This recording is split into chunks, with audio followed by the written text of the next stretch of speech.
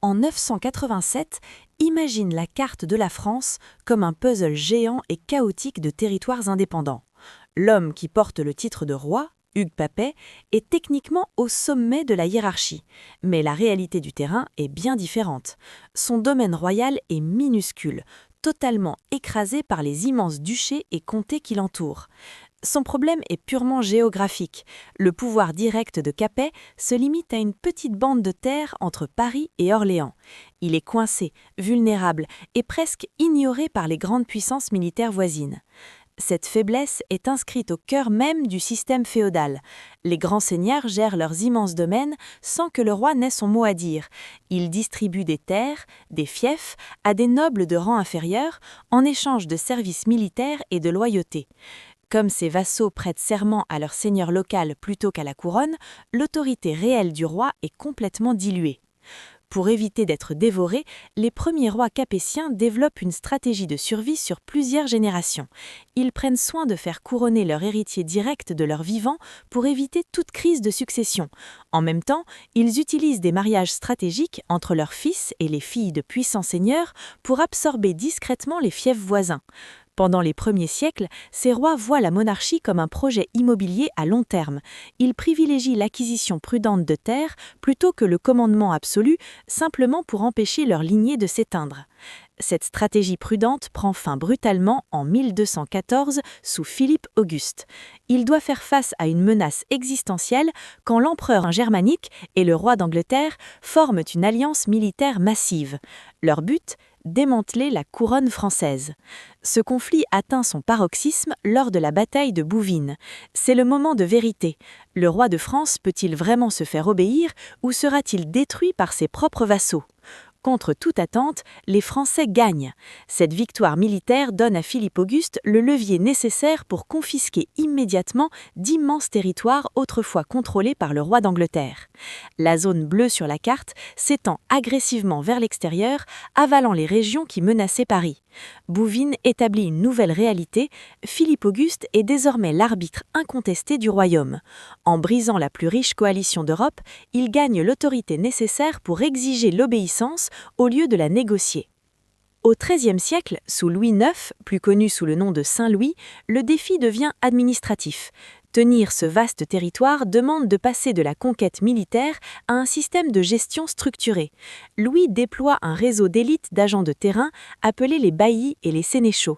Il les envoie directement dans les nouvelles provinces pour contourner totalement les seigneurs locaux. Ces agents imposent d'une norme royale unique, la monnaie du roi, et surtout collectent les impôts directement pour lui. Louis transforme aussi la loi en véritable arme. Il soumet les grands nobles à la justice royale. Il est célèbre pour avoir forcé le puissant seigneur Enguerrand de Coucy à payer une amende massive pour avoir pendu injustement 3 hommes. Il établit un précédent clair, le marteau du roi pèse plus lourd que l'épée d'un vassal. Pour protéger ce nouveau pouvoir, les Capétiens utilisent un bouclier idéologique, le droit divin. Ils sont couronnés à la cathédrale de Reims, oints par l'Église lors d'une cérémonie grandiose. Désormais, la monarchie fonctionne grâce à une bureaucratie centralisée soutenue par une légitimité sacrée. En 1270, le roi est passé d'un petit chef de guerre local à un monarque capable de contrôler des millions de personnes. Mais en 1328, tout le système s'effondre. La lignée capétienne s'éteint sans héritier mâle. La couronne passe à leurs cousins, les Valois, mais le roi d'Angleterre, revendiquant sa propre lignée française, lance une offensive pour prendre le trône. C'est le début d'un conflit qui va durer plus d'1 siècle. La France subit d'abord des défaites dévastatrices à Crécy et Azincourt. Pourquoi ? Parce que l'État français compte encore trop sur une cavalerie noble en armure, totalement dépassée.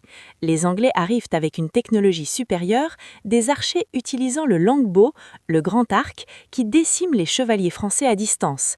En 1420, c'est l'effondrement presque total. Le territoire royal n'est plus qu'une minuscule enclave.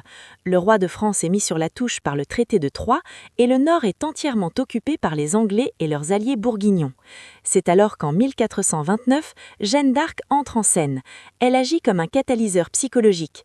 Elle mène une armée pour briser le siège d'Orléans et conduit immédiatement Charles VII à Reims pour son couronnement, restaurant sa légitimité divine. Ce désastre évité de justesse force la monarchie à une prise de conscience brutale. Compter sur une armée féodale imprévisible est une faiblesse mortelle.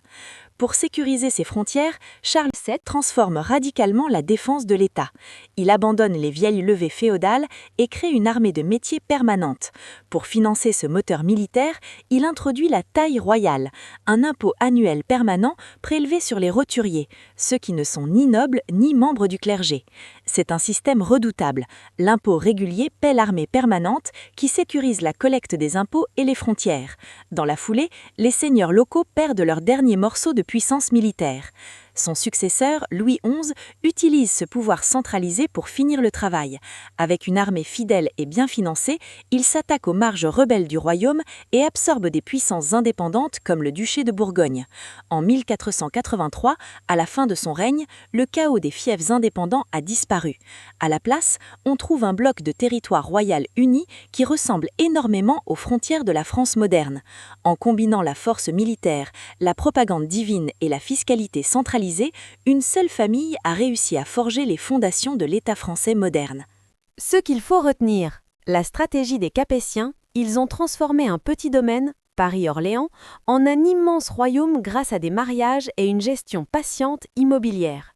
Le tournant de Bouvines, 1214, cette victoire militaire essentielle permet au roi de confisquer les terres des rebelles et de devenir le seul maître du jeu. L'administration royale, sous Saint-Louis, la création des baillis et des sénéchaux permettent au roi de gouverner partout sans passer par les seigneurs. L'armée et l'impôt, pour gagner la guerre de 100 ans, Charles VII crée une armée permanente financée par un impôt permanent, la taille royale. C'est la naissance de l'État moderne. La fin du puzzle féodal, sous Louis XI, la France n'est plus un patchwork de seigneurs, mais un territoire unifié avec des frontières proches de celles d'aujourd'hui.